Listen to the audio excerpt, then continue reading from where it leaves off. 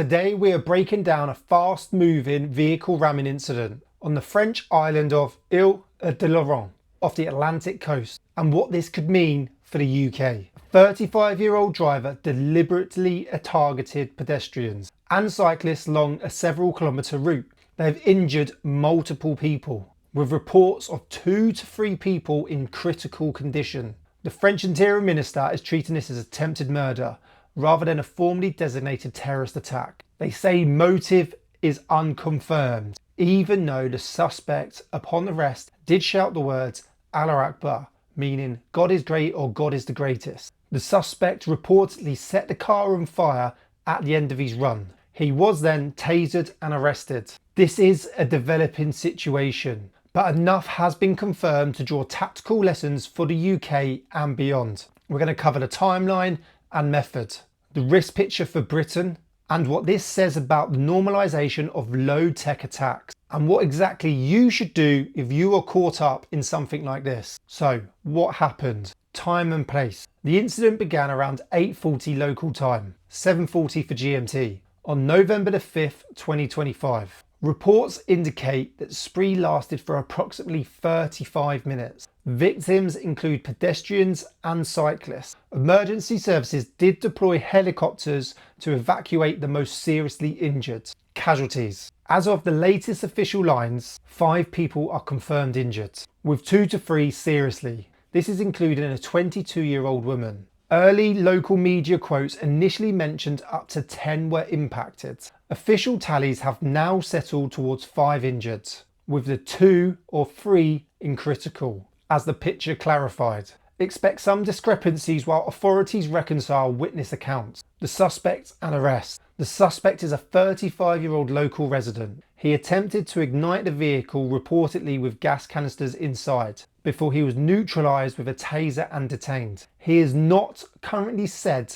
to be on the counter-terror watch list. Authorities have emphasised that. And despite his words upon arrest, they are saying motive remains unconfirmed, and the anti-terror prosecutor is not seized at this stage. The police and government response. The Interior Minister visited the site and confirmed the criminal attempted murder line. Municipal crisis cells were activated and gendarmerie units coordinated ground and air medical evacuation. Bottom line, this was a mobile, low-tech attack using a common platform, an everyday vehicle, plus an arson attempt to complicate, capture and potentially destroy evidence. The time on target, 35 minutes, that matters. That is a long window for damage if the environment isn't hardened and if bystanders don't know how to react. Why does vehicle ramming keep showing up? Vehicle ramming is cheap, accessible, and it's hard to predict. No special procurement, minimal pre-tax signature,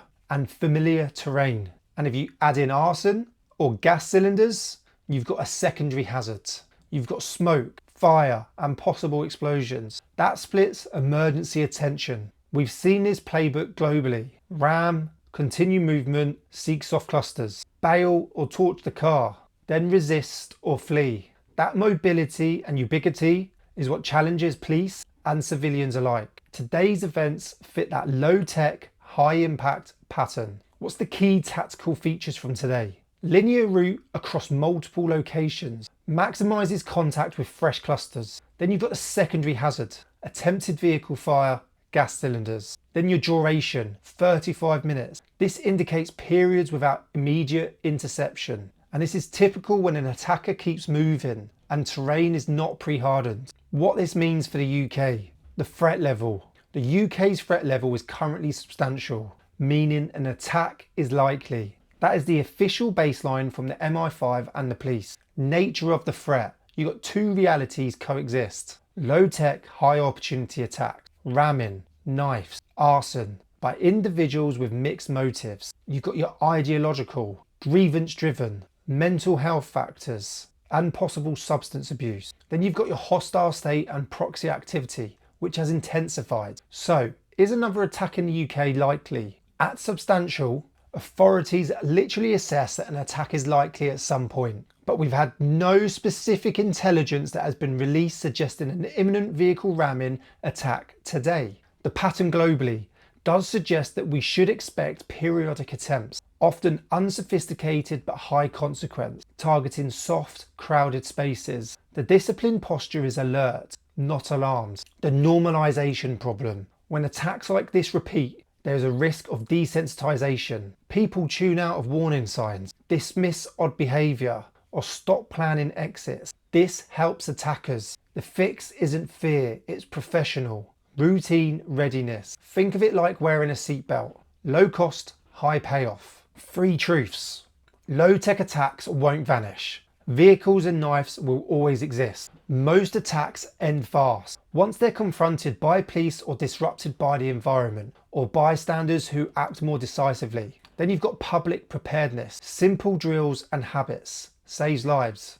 Exactly what to do. Individual actions. Before anything happens, your daily posture. Route selection. When walking busy high street or event routes, stay inside the street furniture. Bollards, planters, railings. Try and keep one eye on a refuge, maybe a shop doorway, an alleyway, or a stairwell. Your stand placement. At crossings or bus stops, avoid the curb edge. Stand behind a hard object, if it's possible. Exit mapping. Every venue, 2 exits minimum. Front and an alternative. You should be able to reach one without thinking. Your mindset. Calm scans. Look for abnormalities. A vehicle at abnormal speed or angle. Revving in pedestrian areas. A driver fixated on people and not the traffic. EDC. If you can, carry a compact trauma kit, such as tourniquets, gauze or gloves. It's legal and it saves lives. Learn how to apply direct pressure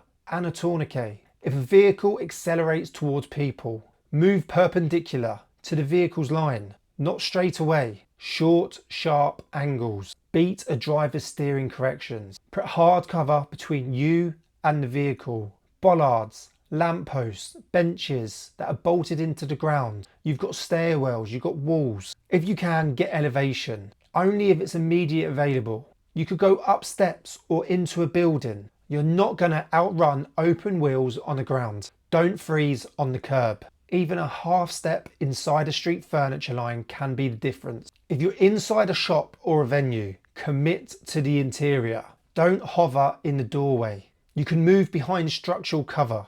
You've got pillars, you've got back walls, you've got stock rooms. Don't hang around glass frontage. If a vehicle is stuck outside and the driver dismounts with a weapon, you can apply the run, hide and tell. Break your line of sight, lock or barricade if you can and it is needed, silence your phones and call 999. Try and talk to him with concise facts. The location, description of what happened, description of the person. Try and give as much detail as possible. Then if needed, direction of travel. You've got your immediate casualty care. You've got your scene safety first, so you can check for your dangers. You've got your catastrophic bleeding. Okay, try and control any catastrophic bleeding, direct pressure, apply a tourniquet if needed.